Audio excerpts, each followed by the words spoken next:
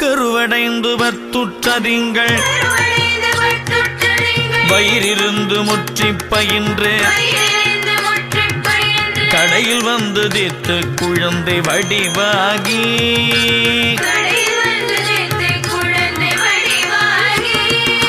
கழுவியங்கெடுத்து சுரந்த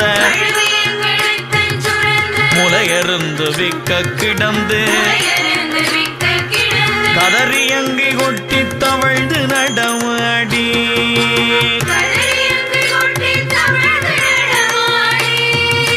அரைவடங்கள் கட்டி சதங்கை இடுகுதம்பை ஒச்சுட்டி தண்டை அவை அணிந்து முற்றி கிளர்ந்து வயதேறி